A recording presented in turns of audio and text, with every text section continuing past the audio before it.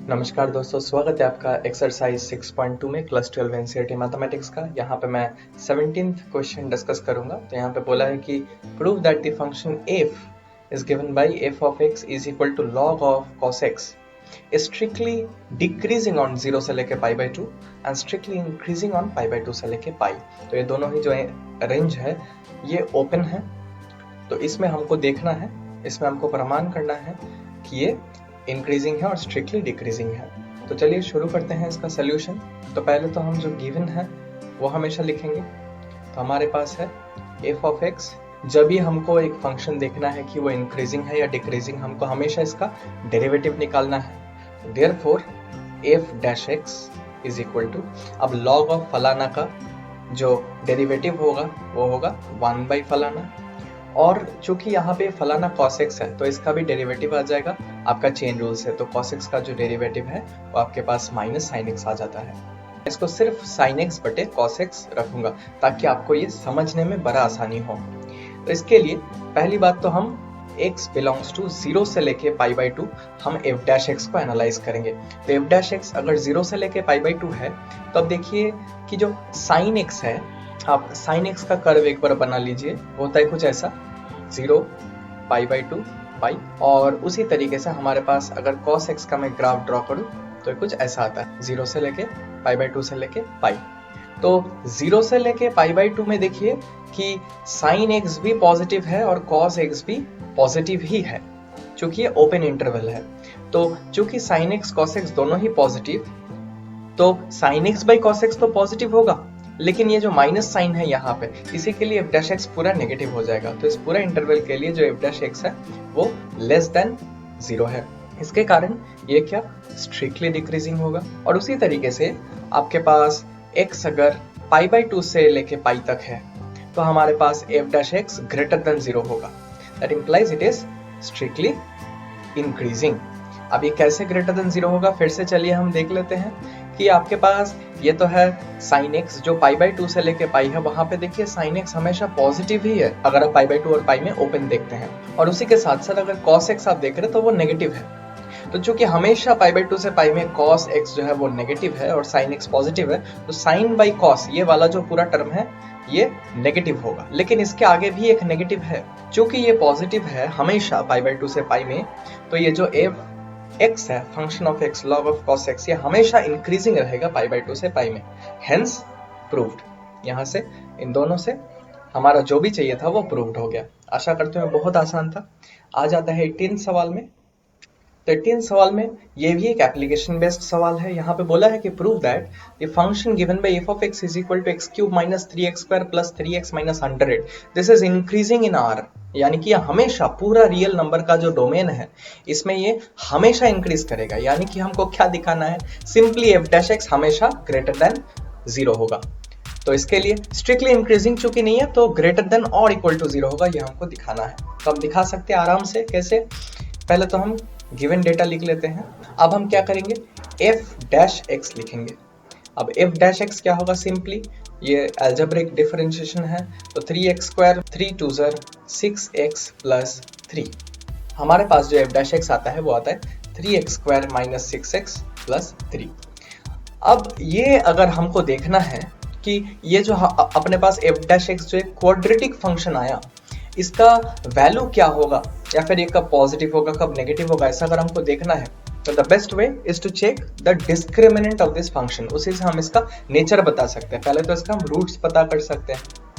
तो इसका जो डिस्क्रिमिनेंट है, जो इसको डिस्क्रिमिनेट करते हैं दोनों रूट्स को, वो आता है हमारे पास तो रूट ओवर बी स्क्वायर यानी कि माइनस 6 का whole square minus 4 times 3 times 3, B square minus 4ac। तो हमारे पास ये आता है रूट 6 का होल स्क्वायर यानी कि 36, और यहाँ पे 4 3 12 12 3 36, तो 36 माइनस 36 का रूट यानी कि 0। इस फंक्शन का जो रूट्स है वो जस्ट टच करते हैं एक्स एक्सिस में, यानी कि दोनों ही रूट्स बराबर है। अब बाकी वैल्यूज देख लेते हैं। तो उसके लिए a जो है वो पॉजिटिव है, यानी कि ये जो पैराबोला होगा ये पैराबोला अपवर्ड ओपनिंग होगा, ये पैराबोला ऊपर की तरफ ऐसे खुला हुआ होगा। और इसका डिस्क्रिमिनेंट चूंकि 0 है तो इसका जो एक रूट होगा वो हमारे पास आएगा माइनस b बाई 2a, यानी कि minus of minus 6 by 2 times 3। यानी कि हमारे पास आ जाता है 1। तो x इज इक्वल टू 1 पे ये ग्राफ कुछ ऐसा रहेगा। तो आप यहाँ पे देख सकते हैं कि ये जो राइट से आता है माइनस इन्फिनिटी से, ये पूरा पॉजिटिव से नीचे आता है और 0 हो जाता है x इज इक्वल टू 1 पे, लेकिन ये नेगेटिव कभी भी नहीं होता, ये फिर उसके बाद x इक्वल टू 1 के बाद से ये बढ़ता रहता है। तो चूंकि ये हमेशा आपको इंक्रीजिंग दिख रहा है, भले स्ट्रिक्टली इंक्रीजिंग नहीं, क्योंकि x इक्वल टू 1 पे इसका जो डेरिवेटिव वो 0 हो जाता है, लेकिन ये हमेशा ग्रेटर देन और इक्वल टू 0 है।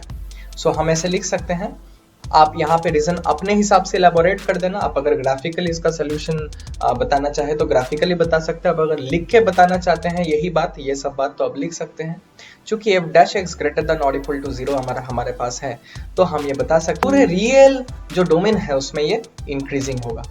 ये रियल डोमेन में इंक्रीजिंग होने के लिए इसको रियल डोमेन में ही ग्रेटर देन और इक्वल टू 0 होना था इसका डेरिवेटिव के वैल्यू, जो कि ऑब्वियसली है। यहाँ पे आ जाते हैं आखिरी सवाल में 6.2 का।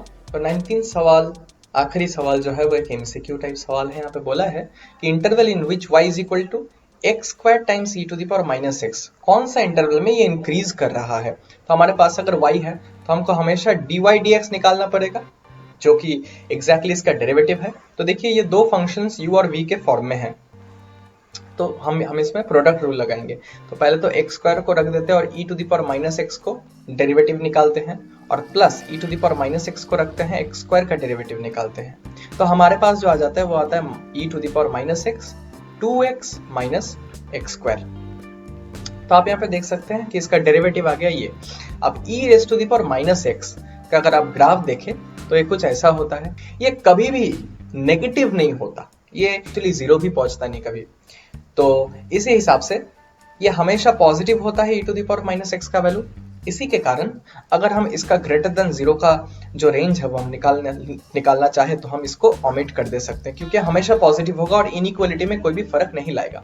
बचा रहेगा हमारे पास 2x माइनस एक्स स्क्वायर। अगर हम बोथ साइड्स माइनस से मल्टीप्लाई करें तो एक्स स्क्वायर माइनस 2x हो जाता है और ये इनइक्वालिटी का साइन चेंज हो जाता है। यहाँ से हमारे पास x into x minus 2 is less than 0 ऐसा कुछ आता है। तो यहाँ से हमारा दो जीरोस आता है, तो x इक्वल टू 0 और ये है x इक्वल टू 2। तो हमारे पास कुछ ऐसा जीरोस है, एक तो x इक्वल टू 0 और एक x इक्वल टू 2।